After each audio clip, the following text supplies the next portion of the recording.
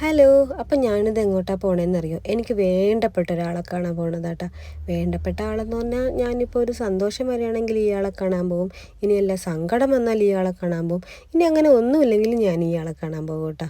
അപ്പോൾ ഇടയ്ക്കിടയ്ക്ക് എനിക്ക് ഇയാളെ ഒന്ന് കണ്ടിരിക്കണം. അങ്ങനെ പോകുന്ന വഴി ഞങ്ങൾ ഇടയ്ക്ക് ഫുഡ് കഴിക്കാനായിട്ട് കയറിയിട്ടാ. കേശു നല്ല ഉറക്കമായിരുന്നു. അങ്ങനെ ഞങ്ങൾ ഊണ് കഴിക്കാൻ വേണ്ടി കയറിയപ്പം വാഴയിലയിലായിരുന്നു കേട്ടോ ഊണ് കൊടുത്തുകൊണ്ടിരുന്നത്. ഞങ്ങളെത്തിയപ്പോഴത്തേക്ക് വാഴയില തീർന്നു പോയി. എന്നാൽ പ്ലേറ്റിൽ എടുക്കട്ടെ എന്ന് ചോദിച്ചു. എന്നാൽ പിന്നെ പ്ലേറ്റിൽ മതി എന്ന് പറഞ്ഞു. നമുക്ക് വയറ് നിറഞ്ഞാൽ പോലെ, അതാണല്ലോ മെയിൻ. അങ്ങനെ ഒരു സദ്യ മൊത്തം പ്ലേറ്റിൽ വിളമ്പി വെച്ച് ഞങ്ങൾ കഴിച്ചിട്ടാ. ഫുഡൊന്നും കുഴപ്പമില്ലായിരുന്നു. പിന്നെ സദ്യയുടെ കൂടെ 2 പായസം ഉണ്ടായിരുന്നു കേട്ടോ. സേമിയ പായസം കുഴപ്പമില്ല, നല്ലതായിരുന്നു. പക്ഷേ ഈ അടപ്രഥമൻ കുറച്ച് കട്ടിയായിരുന്നു കേട്ടോ. അത് കുറച്ചൊന്ന് പണി വിട്ടത് കഴിക്കാനായിട്ട് എനിക്ക് അത്ര ഇഷ്ടപ്പെട്ടില്ല. പിന്നെ അത് കഴിച്ച് കഴിഞ്ഞപ്പോഴത്തേക്ക് കേശുവിന് ഐസ്ക്രീം വേണമെന്ന് പറഞ്ഞ് അവൻ തന്നെ പോയി സെലക്ട് ചെയ്തിട്ടത് കേട്ടോ ഈ ഐസ്ക്രീം.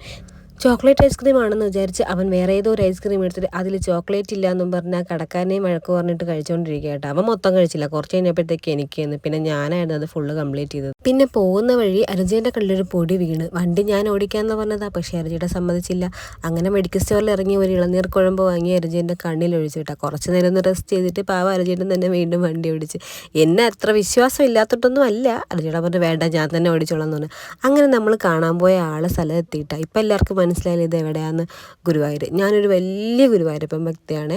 അപ്പം ഞങ്ങൾ എപ്പോൾ വന്നാലും താമസിക്കുന്നത് ഈ രാമകൃഷ്ണ ലഞ്ച് ഹോമിലാണ്. അതെന്താണെന്ന് വെച്ചാൽ അമ്പലത്തിൻ്റെ തൊട്ടടുത്ത് തന്നെ കേട്ടോ ഇത്.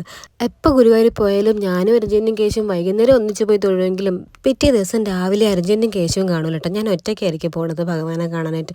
ആ സമയത്താണ് എൻ്റെ സന്തോഷവും സങ്കടവും ഒക്കെ ഞാൻ ഭഗവാനോട് പറയണം. അപ്പോൾ ബാക്കി അടുത്ത വീഡിയോയിൽ കാണാം. Okay, by.